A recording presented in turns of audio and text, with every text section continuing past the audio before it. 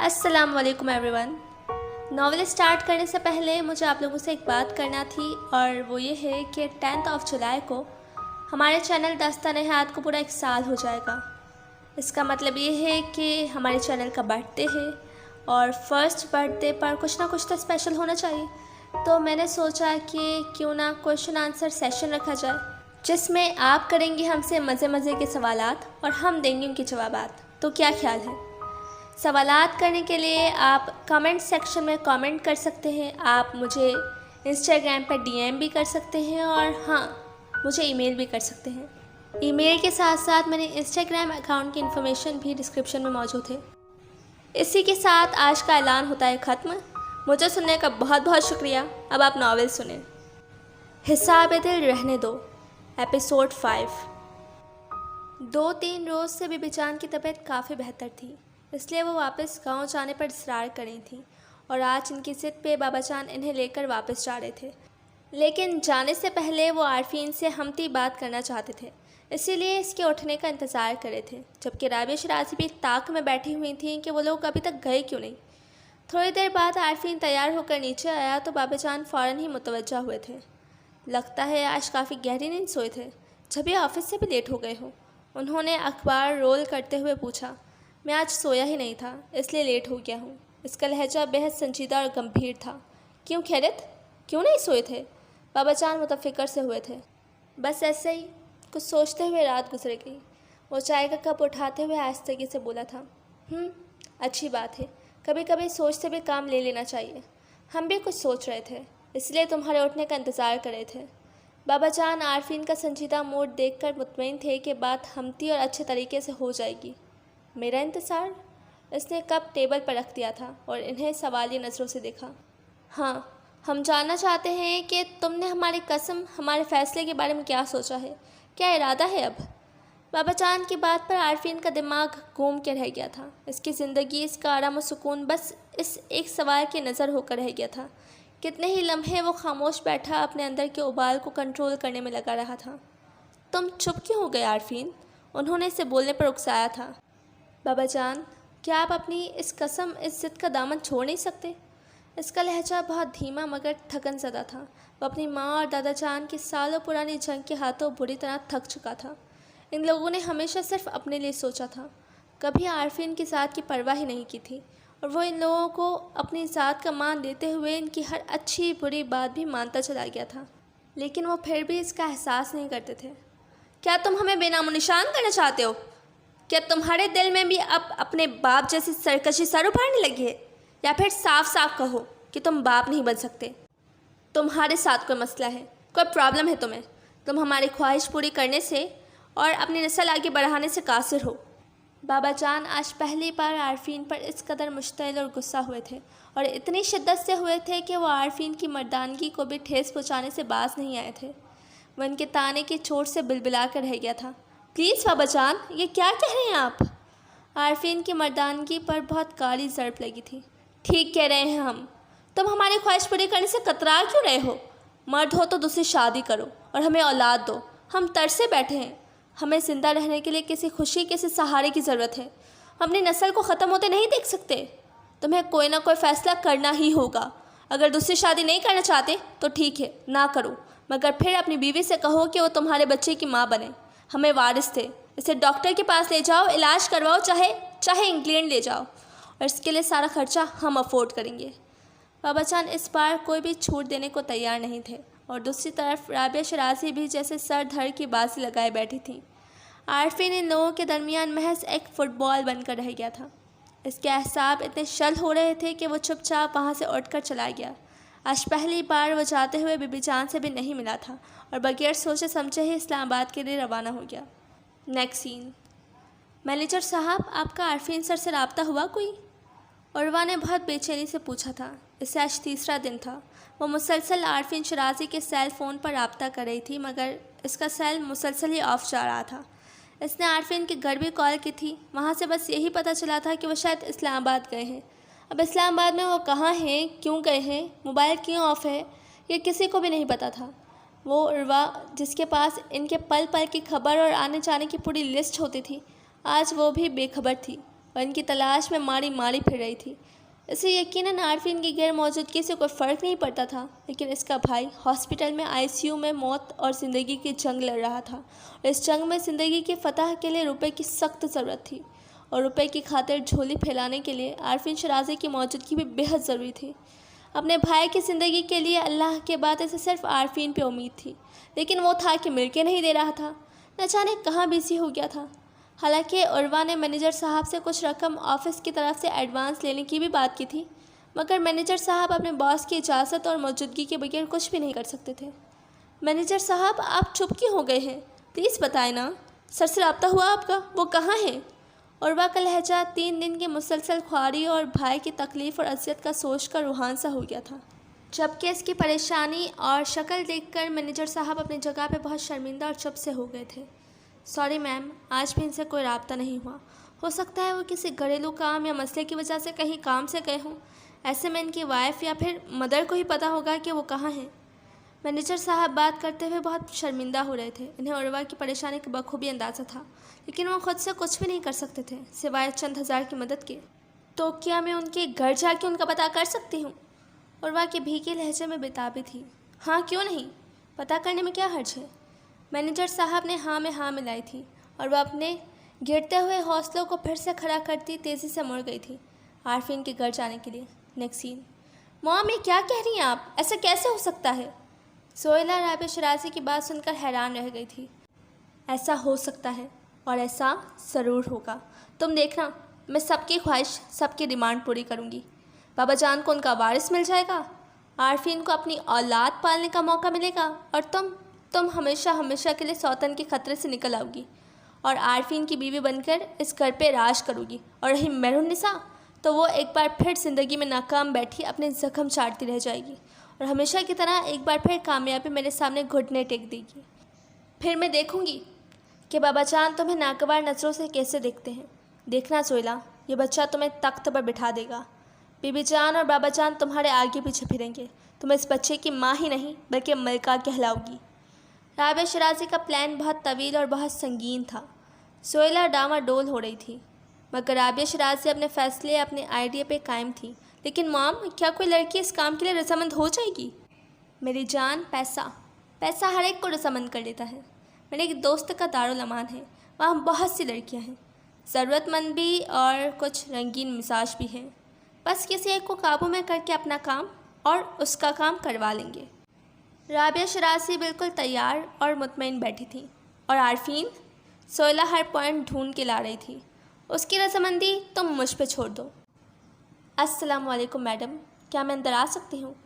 अचानक drawing room के दाखिली दरवाजे से आवाज़ उभरी थी। इन दोनों ने हैरत से मुड़कर देखा था। मैडम, मैं आरफीन सर की पीए हूँ। और वह इनकी सवालिया नज़रें देखकर फ़ौरन बोली थी। आओ आओ, अंदर आ जाओ। राबिया शराजी चौंक सी गई थी। उन्होंने इस लड़की को आरफीन के ऑफिस में भी देखा था और शायद इसके साथ कहीं और भी देखा था। और वह अंदर तो आ गई थी, मगर अब समझ नहीं आ रहा था कि सामने शाहाना अंदाज में बैठी दोनों औरतों से क्या कहे। बैठिए, कैसे आना हुआ आपका? राबिया शराजी इसका सरतापा जायज़ा ले रही थी। मैडम, आज तीसरा रोज़ है, आरफीन सर का मोबाइल फ़ोन मुसलसल ऑफ है।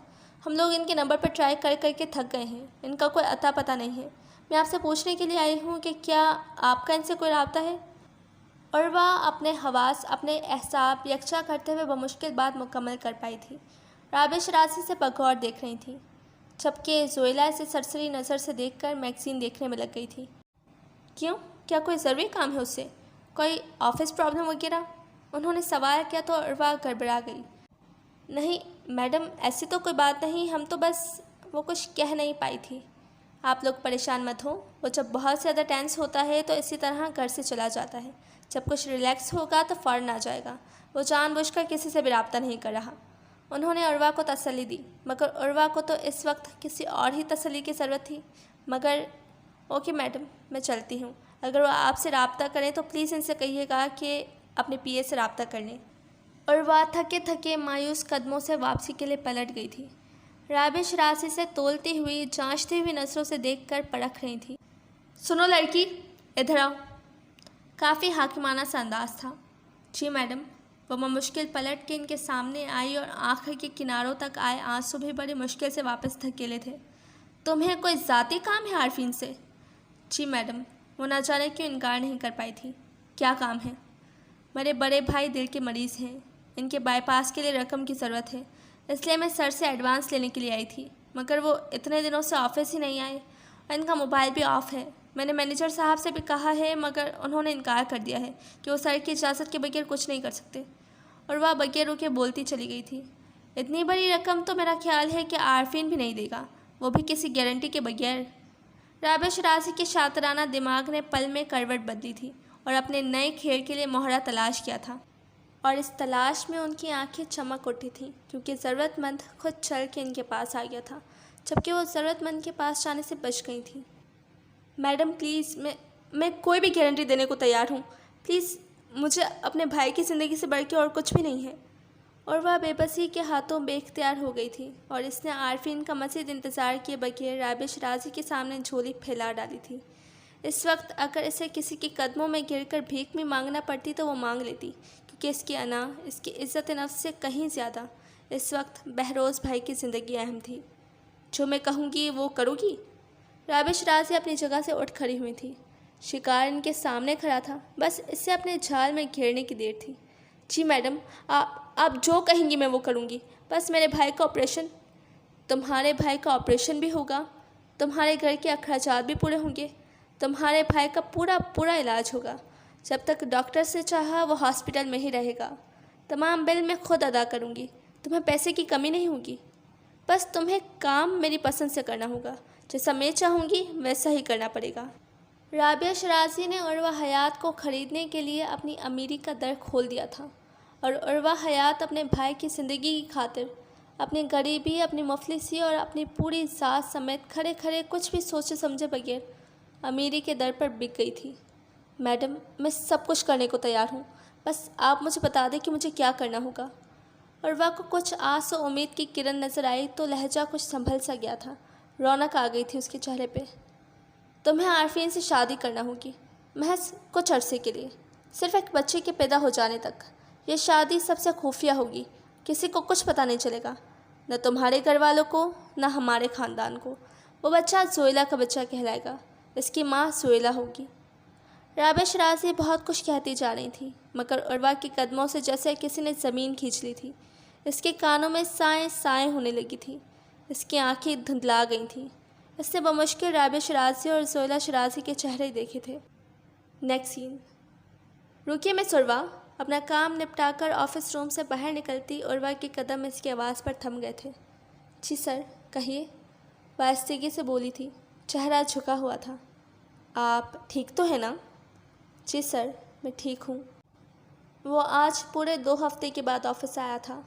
वो इस रोज़ किसी को भी कुछ बताए बगैर टेंशन की वजह से बेइरादा ही मरी चला गया था, और जानबूझकर सेल ऑफ कर दिया था कि कोई इसे डिस्टर्ब ना करे, खुसूसन राबिया शराजी और बाबा जान। और फिर मरी वाले प्रोजेक्ट का सेटअप करते करते टेंशन भी दूर हो गई थी और एहसाब भी कुछ बेहतर हो गए थे, जब ही आज सुबह ही ज़रा फ्रेश मूड के साथ वापस आ गया था। मैं सरवा, आपके भाई कैसे हैं? इनकी तबीयत ठीक है ना? इसने दोहरा के पूछा था। इससे उर्वा का मिजाज, उसके तेवर, उसका अंदाज़ बहुत बदले बदले, कतराए हुए और कुछ कुछ शिकवा कुना से लग रहे थे, जब भी वो इसे कुरेद रहा था। जी, अब वो ठीक हैं, वो धीमे से कहकर फ़ौरन बाहर निकल गई थी, और अंदर दाखिल होते मैनेजर साहब साइड पर हो गए थे। आरफीन सोच में पड़ गया था। सलाम सर, कैसे हैं आप? मैनेजर साहब ने इसे मुतवज्जा किया था। वालेकुम अस्सलाम, बैठिए। क्या सोच रहे हैं आप? मैं मिस उर्वा हयात के मुतालिक सोच रहा हूँ, कुछ टेंस लग रही हैं। आरफीन ने फ़ौरन इजहार किया था। जी सर, वो थोड़ी सी टेंस नहीं हैं, वो बहुत ज़्यादा टेंस रही हैं। दरअसल इनके भाई को फिर दिल का दौरा पड़ गया था। इनके हार्ट की कंडीशन बहुत वीक थी, शायद लास्ट स्टेज पे था। डॉक्टर्स ने बाईपास तजवीज़ किया था। इनके दिल के शरियानों में खून फिर से रुक गया था। इनके दिल की हालत बहुत ख़राब थी, और मिस उर्वा बेहद परेशान थी। ऑपरेशन के लिए इनके पास कुछ भी नहीं था। वो ऑफिस की तरफ से कुछ रकम एडवांस लेने के लिए भी आई थी, मगर मैं आपकी इजाज़त के बगैर ऐसा कुछ भी नहीं कर सकता था, इसलिए मैंने इनकार कर दिया था। वो इतने दिन आपके नंबर पर भी ट्राई करती रही हैं, आपके घर से भी आपका पता किया था, मगर आपसे कोई राब्ता नहीं हो सका था। मैनेजर साहब की बात पर आरफीन बुरी तरह परेशान हो गया था। اسے عروہ کی پریشانی اور مشکل وقت کا بخوبی اندازہ ہو گیا تھا۔ پھر اب وہ کیسے ہیں؟ کیا ہوا ہے؟ اس نے دھڑکتے دل سے پوچھا تھا کہ کہیں کوئی انہونی نہ ہو گئی ہو۔ اب وہ کافی بہتر ہیں، خطرے سے باہر ہیں اور ان کا بائی پاس بھی ہو چکا ہے۔ بائی پاس ہو چکا ہے؟ کب؟ کہاں سے ہوا؟ اس نے تیزی سے پوچھا تھا۔ شاید یہیں کراچی سے، دی ہارٹ سینٹر سے ہوا ہے۔ اوہ، پھر تو کافی مشکل کا سامنا کرنا پڑا ہوگا ان لوگوں کو۔ جی سر، کافی سے بھی زیادہ مشکل وقت تھا ان لوگوں پہ۔ اللہ بھلا کرے اس آدمی کا جس نے ان کی ہیلپ کی ہے، ایک ہنستے بستے گھرانے کا چراغ بجھنے سے بچا لیا ہے۔ کس نے ہیلپ کی ہے ان کی؟ اس نے چونک کر پوچھا تھا۔ سر یہ تو مجھے بھی نہیں پتا، شاید اس آدمی نے اپنی نیکی پردے میں رکھنے کی کوشش کی ہے۔ مینیجر صاحب بھی عروہ کی طرف سے خاصے متفکر ہو رہے تھے۔ عارفین کو سب کچھ جاننے کے بعد بےحد افسوس ہو رہا تھا اور اپنے آپ پر غصہ بھی آیا تھا کہ اتنے دن وہ گھر سے باہر رہا اور فون بھی آف رکھا۔ اگر ایسی لاتعلقی، ایسی لاپرواہی میں ہی اس کے پیچھے کسی کو کچھ ہو جاتا تو؟ اگر اس کے اپنے ہی گھر والوں کو کوئی مصیبت آن پڑتی، کوئی کام آن پڑتا تو پھر کیا ہوتا؟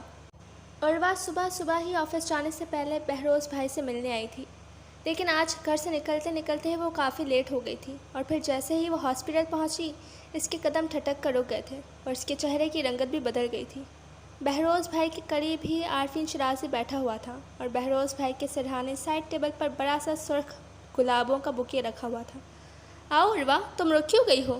دیکھو عارفین بیٹا آیا ہے، امی نے خوشی خوشی بتایا تھا۔ بھابھی اور بھائی بھی بہت خوش اور مرعوب نظر آ رہے تھے۔ آخر اتنا امیر کبیر اور مصروف آدمی خود ان کی عیادت کے لیے آیا تھا۔ السلام علیکم، عروہ نے لٹھ مار سے انداز میں سلام کیا تھا۔ عارفین نے ایک بار پھر عروہ کے مزاج کی بیگانگی نوٹ کی تھی۔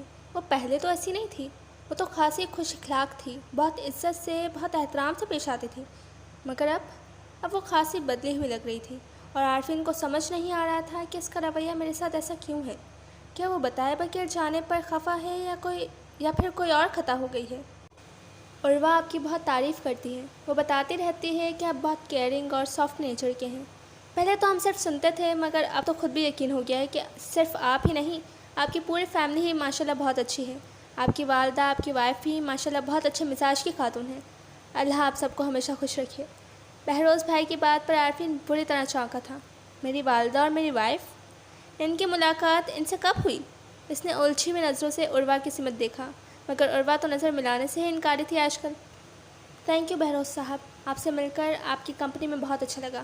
بس آپ جلدی سے ٹھیک ہو جائیں تو سارے مسئلے حل ہو جائیں گے۔ اوکے، اب اجازت دیجیے، میں آفس سے لیٹ ہو رہا ہوں۔ وہ کہتے ہوئے کھڑا ہو گیا تھا اور پھر بہروز سے ہاتھ ملا کر ان کا کندھا دبایا تھا۔ پھر امی اور بھابھی سے اجازت لی اور جاتے جاتے صوفے پر کھیلتی سونیا کو کچھ نوٹ تھما گیا تھا۔ عروہ سونیا کے ہاتھ میں دبے نوٹ دیکھ کر اندر سے مشتعل سی ہو گئی تھی۔ اس نے آگے بڑھ کے سارے نوٹ چھین لیے اور لپک کر کمرے سے باہر نکل گئی۔ عارفین تب تک پارکنگ میں اپنی گاڑی کا لاک کھول چکا تھا۔ سر، آپ کی یہ روپے۔ عروہ کی سخت آواز پہ وہ گاڑی کا ڈور کھولتے کھولتے ٹھٹک گیا تھا۔ اس نے حیرت سے اس کے ہاتھ میں پکڑے روپے دیکھے تھے۔ یہ میں آپ کو نہیں، آپ کی بھتیجی کو دے کر آیا ہوں۔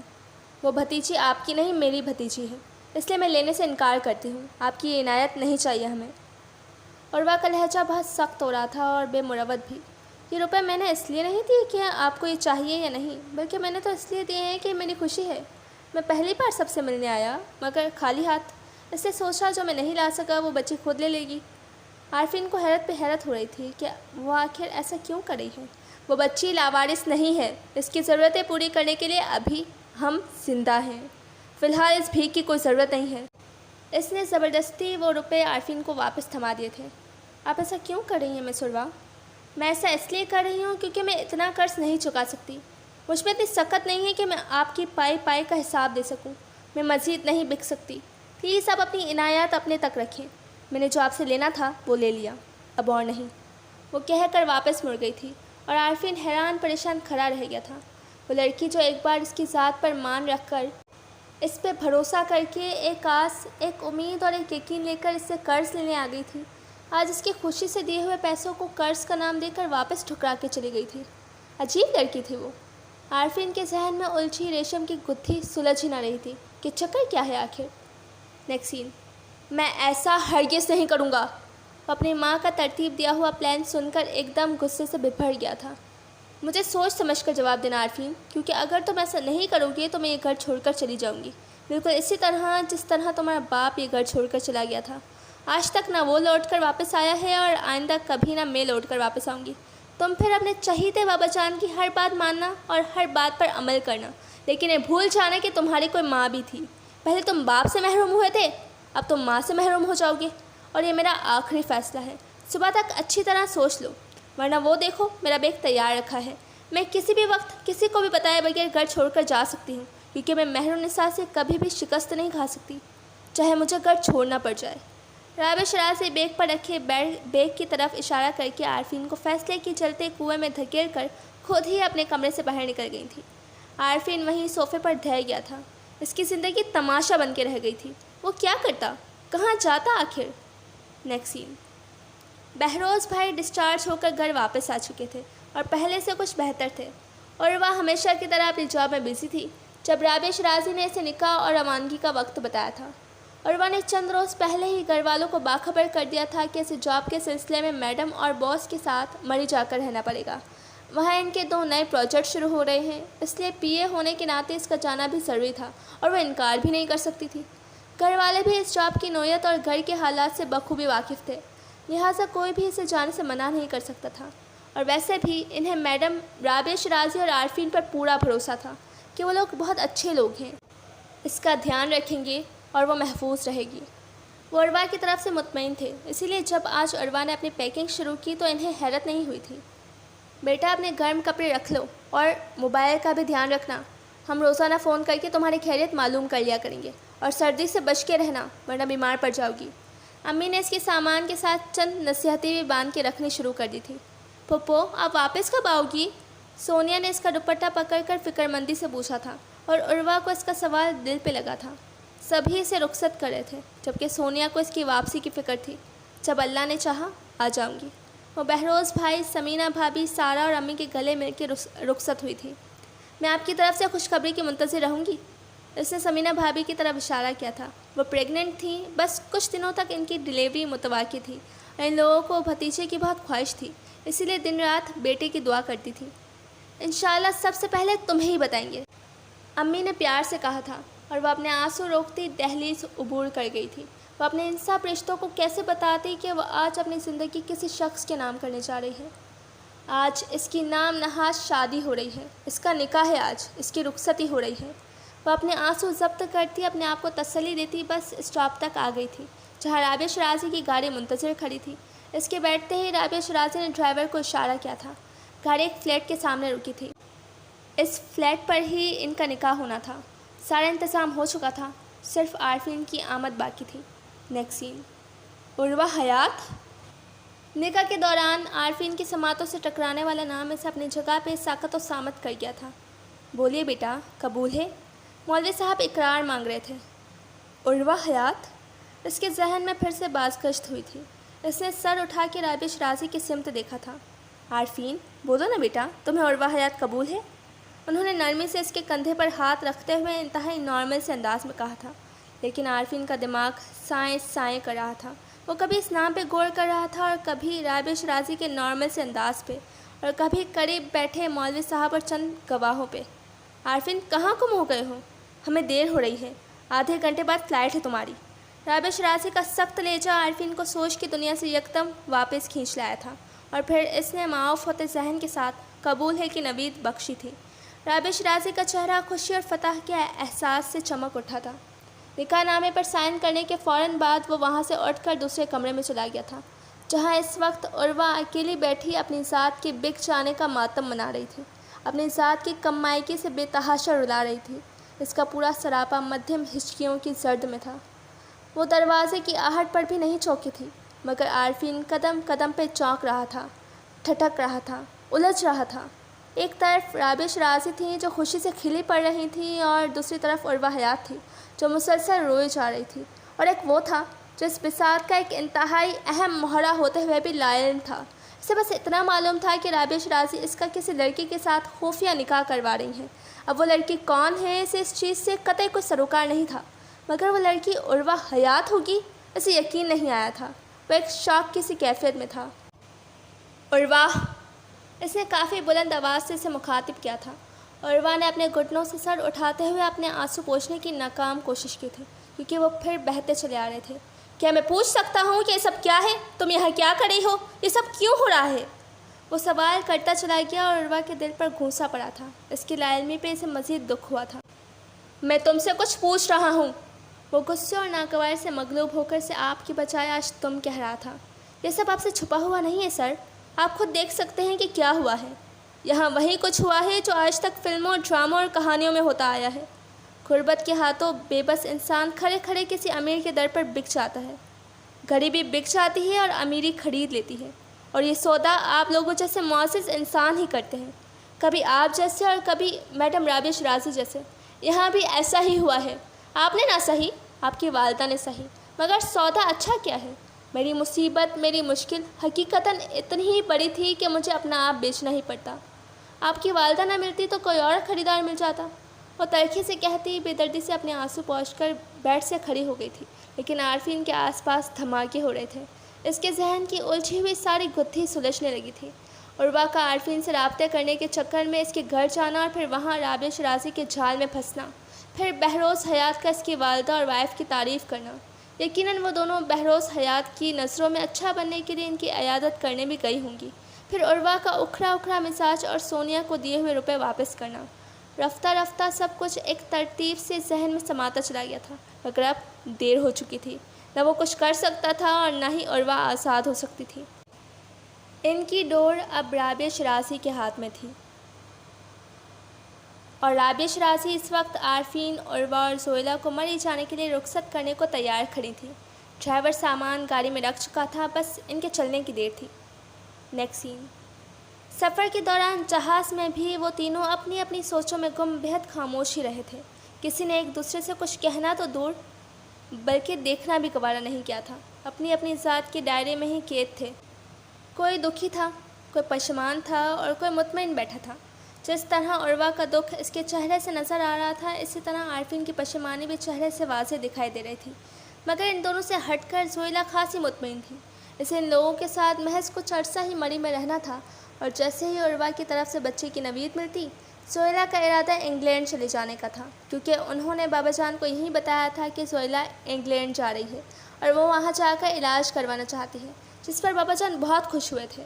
اور پلان کے مطابق زویلہ نے انگلینڈ سے تب ہی واپس آنا تھا جب عروہ کے ہاں بچہ ہو جاتا، کیونکہ اگر زویلہ بھی مری میں رہتی تو ہو سکتا ہے کہ جھوٹی پریگنینسی کی خوشخبری سن کے بابا جان بھی زویلہ سے ملنے کے شوق میں مری چلے آتے، لہٰذا پہلے سے ہی یہ کہہ دیا گیا تھا کہ زویلہ انگلینڈ جانے والی ہے۔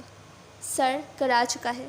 ایک بہت ہی خوبصورت کاٹیج کے سامنے گاڑی روک کر ڈرائیور نے اسے متوجہ کیا تھا، کیونکہ عارفین حال میں موجود ہی نہیں تھا، کہیں اور پہنچا ہوا تھا۔ عارفین کہاں گم ہے؟ زویلہ نے گاڑی سے اترتے ہوئے خاصے زور سے اس کا کندھا ہلایا تھا، اور وہ بری طرح چونکتے ہوئے حواسوں میں لوٹ آیا تھا۔ اس نے فوراً پلٹ کر پیچھے دیکھا، عروہ بھی اپنی سیٹ پر جمی بیٹھی تھی، اس کے حواس بھی موجود نہیں تھے۔ میڈم آپ بھی آ جائیں، زویلہ نے گاڑی کے اندر جھانک کے غصے سے کہا تھا، اور وہ اپنے دھیان سے گڑبڑاتے ہوئے فوراً گاڑی سے اتر آئی تھی۔ عارفین ان دونوں سے پہلے ہی اندر جا چکا تھا۔ ڈرائیور سامان اندر پہنچا دو، زویلہ نے جاتے جاتے حکم صادر کیا تھا۔ جی میڈم۔ ڈرائیور فوراً سامان نکالنے میں لگ گیا تھا۔ عارفین نے اپنا یہ ذاتی کاٹیج پچھلے سال ہی ڈیزائن کیا تھا، لیکن مصروفیت کی وجہ سے اتنا ٹائم ہی نہیں ملا تھا کہ وہ یہاں آ کر چند دن رہ لیتا۔ بس پچھلے دنوں گھر سے بغیر بتائے ہوئے نکلا تو یہاں آ گیا تھا، اور وہ 2 ہفتے اس نے بہت ریلیکس گزارے تھے، لیکن تب اسے یہ اندازہ ہرگز نہیں تھا کہ چند دن بعد وہ اپنی 2 عدد بیویوں کے ساتھ یہاں موجود ہوگا۔ وہ تو باتوں باتوں میں جب اس نے رابعہ شرازی کو بتایا کہ وہ ایک پروجیکٹ کے سلسلے میں مری کچھ عرصہ رہنے کے ارادے سے جا رہا ہے، تو انہوں نے فوراً اپنے چاترانہ دماغ کو استعمال میں لاتے ہوئے پورا پلان ترتیب دے ڈالا تھا، اور اس پلان میں کیا کچھ ہو گیا تھا، یہی سوچ کر عارفین کو وحشت ہونے لگی تھی۔ سر یہاں سامان رکھ دوں؟ عارفین اپنے بیڈ روم کے صوفے پر آڑا ترچھا لیٹا ہوا تھا، جب اپنے سامان کے ساتھ ایک اور بیگ دیکھ کر چونک گیا تھا، کیونکہ وہ بیگ یقیناً زویلہ کا نہیں تھا۔ زویلہ جب گھر سے نکلی تھی تو اس کے ساتھ سلور کلر کا اٹیچی بیگ تھا، جو وہ اپنے ہمراہ گھسیٹتی ہوئی آئی تھی، تو گویا یہ بیگ عروہ کا تھا۔ عارفین کے اعصاب مزید شل ہو گئے تھے۔ یہ بیگ میرا نہیں ہے، یہ ساتھ والے کمرے میں رکھ دو۔ اس نے ڈرائیور کو وہ بیگ رکھنے سے منع کر دیا تھا۔ نہیں، یہ بیگ یہیں رہے گا اور اس بیگ کے ساتھ ساتھ اس بیگ کی مالک بھی یہیں رہے گی۔ یہ میرا نہیں بلکہ موم کا آرڈر ہے۔ ڈرائیور کے عقب سے زویلا نمودار ہوئی تھی اور زویلا کے پیچھے وہ بے بس کھڑی تھی۔ زویلا پلیز بس کرو، میرا دماغ پھٹ جائے گا، میں پاگل ہو جاؤں گا۔ وہ کن پٹی پر ہاتھ رکھتے ہوئے چیخ پڑا تھا اور زویلا ہلکے سے مسکرائی تھی۔ آپ خواہ میں پاگل ہو رہے ہیں۔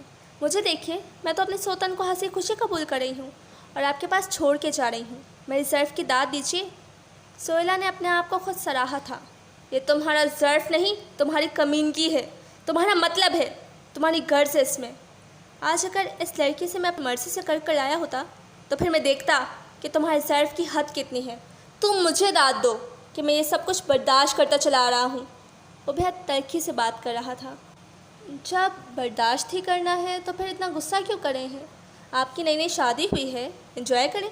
منتہا بے نیازی سے کہتی پلٹ کر دروازے تک چلی گئی تھی، لیکن باہر نکلتے نکلتے اس نے ایک بار پھر پلٹ کر دیکھا اور وہ بے بس و لاچار سی کشمکش میں کھڑی تھی۔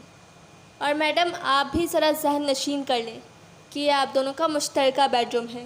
آپ لوگوں نے ایک ساتھ رہنا ہے، کوئی نخرا کوئی ڈھکوسلا نہیں چلے گا یہاں۔ وہ تیکھے انداز میں کہہ کر دروازہ بند کر کے چلی گئی تھی اور وہ دونوں قربانی کے جانور کی طرح اپنی جگہ پر بندھے رہ گئے تھے۔ نیکسٹ سین۔ ان دونوں کی ساری رات آنکھوں میں گزری تھی۔ عارفین اتنی شدید سردی کے باوجود ٹیرس پر کھڑا رہا تھا اور عروہ اتنی تھکن اور ذہنی ٹینشن کے باوجود یکٹک بیڈ سے ٹیک لگائے ہوئے بیٹھی رہی تھی۔ نہ اسے پلک جھپکی تھی اور نہ ہی وہ سو پایا تھا۔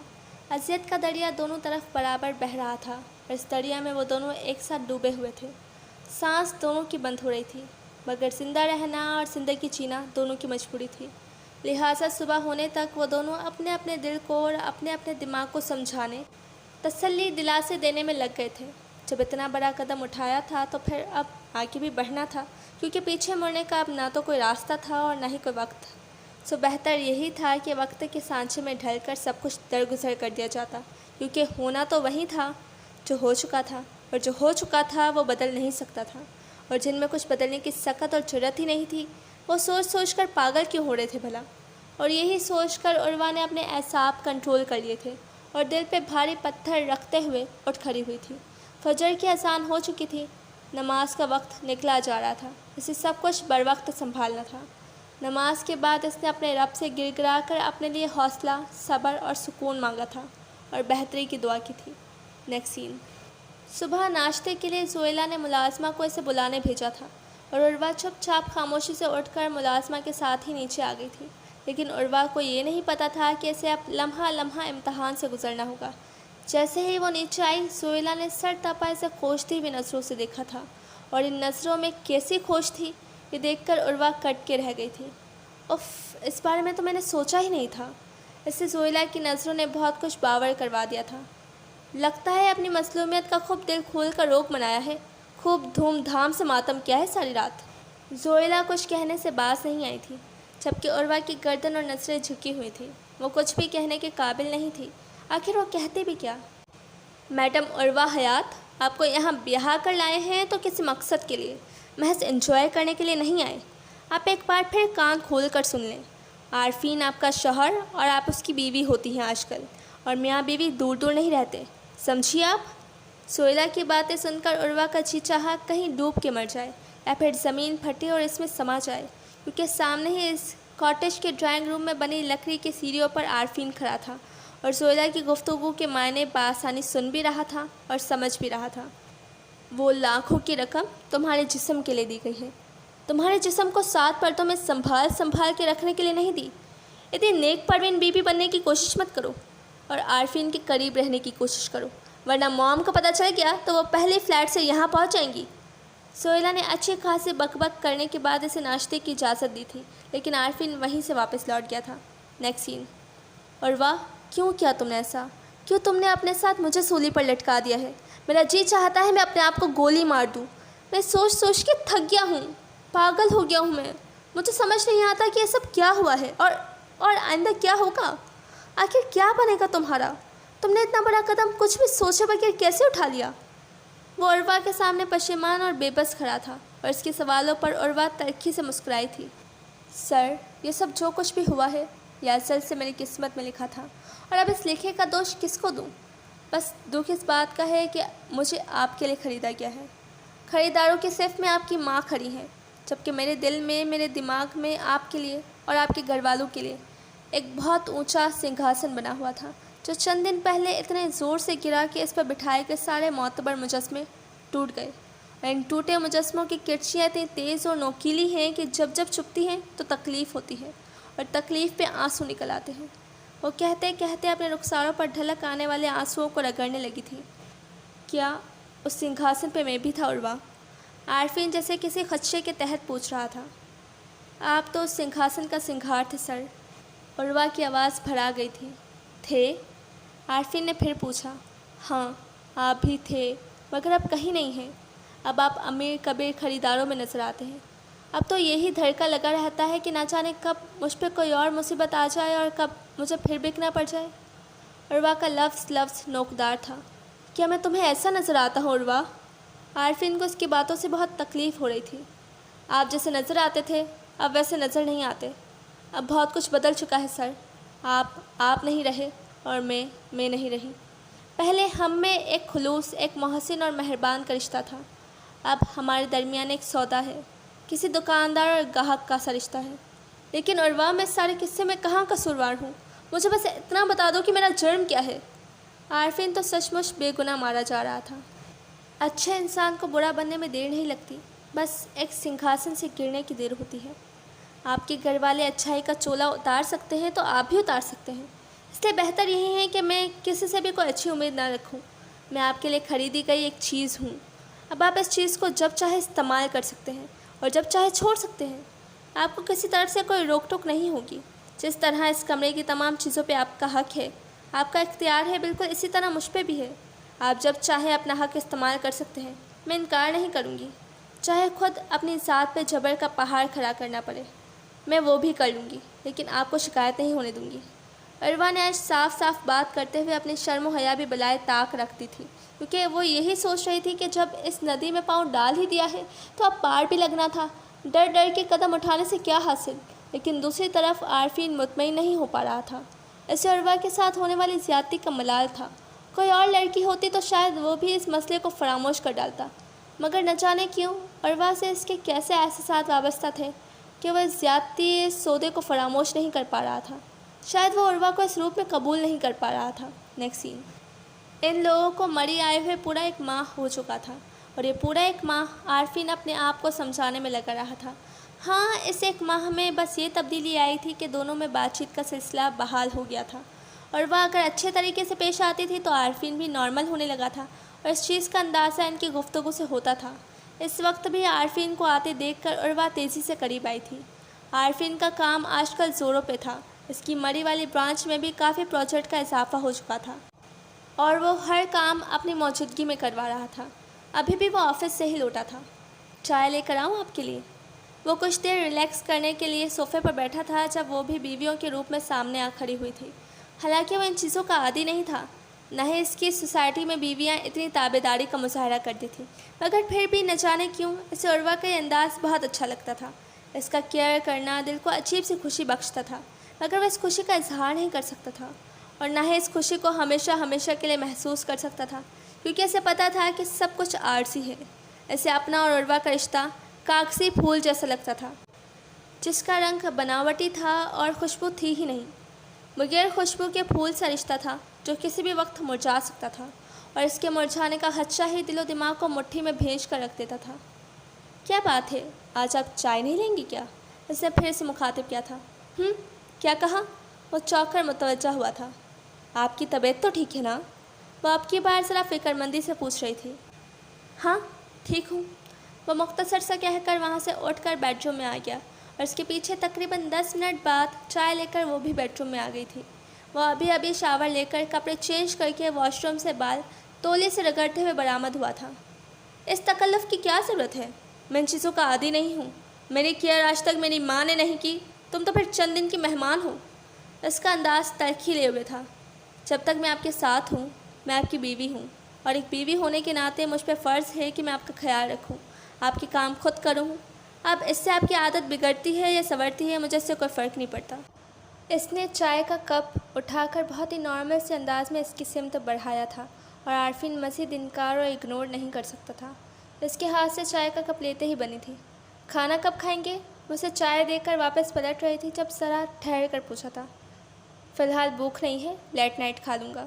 وہ چائے کا سپ لیتے ہوئے مڑ کر ڈریسنگ ٹیبل کے سامنے چلا گیا تھا اور عروہ باہر نکل گئی تھی۔ نیکسٹ سین۔ میری وائٹ شرٹ کہاں ہے؟ عارفین اپنی شرٹ ڈھونڈ کے تھک گیا تو جھنجھلا کے پوچھا تھا، اور عروہ جو اپنی فراغت کی وجہ سے کوئی کتاب پڑھنے بیٹھی تھی چونک کے سیدھی ہو گئی۔ آپ کی وائٹ شرٹ پر داغ لگا ہوا تھا، میں نے اسے دھو کر دھوپ میں پھیلایا ہے۔ وہ کتاب بیڈ پر اونھی رکھ کے اٹھ کھڑی ہوئی تھی۔ کون سی دھوپ میں؟ عارفین نے مزید جھنجھلا کر پوچھا۔ باہر اتنی دھوپ نکلی ہوئی تھی اس لیے میں نے… کہتے کہتے عروہ کی نظر کھڑکی کی سمت اٹھی تھی اور وہ حیران رہ گئی۔ ہلکی بارش کے ساتھ ہلکی برف کی پھوار بھی جاری تھی، لیکن تھوڑی دیر پہلے تو اتنی اچھی دھوپ تھی کہ سبھی لوگ سڑکوں پہ نکل آئے تھے۔ عروہ کو ذرا سی دیر میں موسم کی ایسی تبدیلی پہ حیرت ہو رہی تھی۔ محترمہ، یہ مری ہے، ہمارا کراچی نہیں جہاں خوشگوار موسم کبھی قسمت سے ہی میسر آتے ہیں۔ اس نے سر جھٹکتے ہوئے طنز کیا تھا اور اپنی دوسری شرٹ ڈھونڈنے لگا تھا جس کی پینٹ سے کچھ میچ کر جاتی۔ اتنے میں عروہ دروازہ کھول کر باہر نکل گئی۔ لان کے ایک کونے میں شاید 2 روز پہلے ہی اس نے رسی باندھی تھی کہ کبھی کبھار کوئی کپڑا ہی سکھانے کے لیے ڈال دیا جاتا ہے، اور آج اس نے اس رسی سے کام لے ہی لیا تھا، مگر موسم کام خراب کر گیا تھا۔ I am sorry sir, shirt تو خراب ہو گئی ہے۔ وہ جب واپس آئی تو تھر تھر کانپ رہی تھی۔ برف کی ٹھنڈک سے اس کی رنگت نیلی پیلی ہو گئی تھی۔ بارش کے قطرے اس کے دوپٹے کو بھی بھگو گئے تھے اور برف کی پھوار ابھی بھی اس کے سر پر سفید روئی کی طرح جمی نظر آ رہی تھی۔ عارفین نے بہت سرسری نظر سے اس کو سرتپا دیکھا تھا، مگر سرسری نظر کب گہری نظر میں بدل گئی اسے کچھ پتہ ہی نہیں چلا تھا۔ محترمہ، صرف شرٹ ہی خراب نہیں ہوئی، آپ کا حلیہ بھی خراب ہو چکا ہے۔ عارفین نے اس کے بھیگے ہوئے کپڑوں کی سمت اشارہ کیا تھا۔ او نو!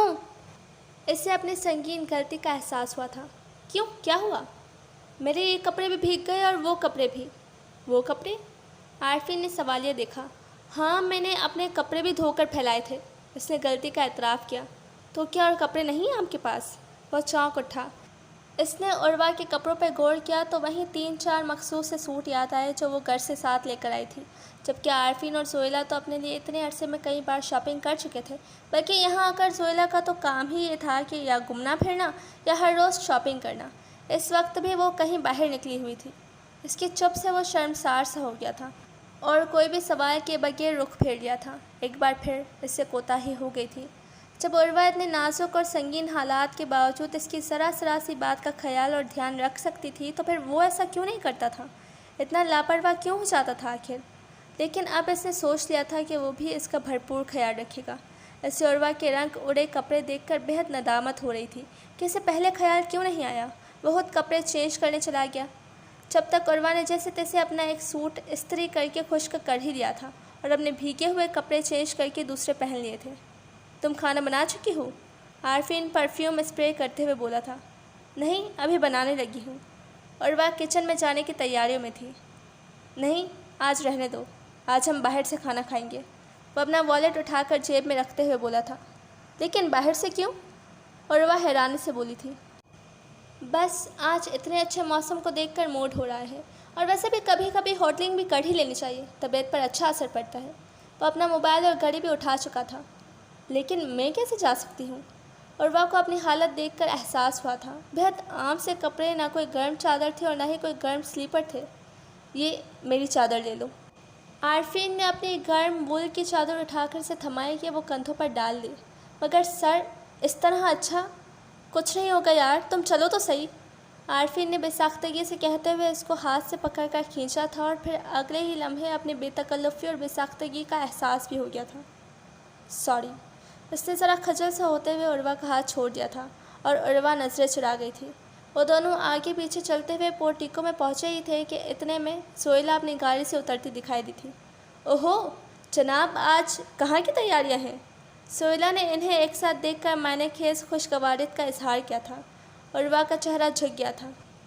بس آج مول روڈ پر گھومنے کا موڈ ہو رہا ہے۔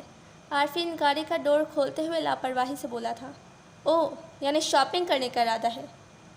بالکل شاپنگ کا ارادہ ہے۔ اس نے اس بات میں سر ہلایا تھا اور عروہ کو گاڑی میں بیٹھنے کا اشارہ کیا۔ अच्छा इरादा है, ओके, एन्जॉय योरसेल्फ।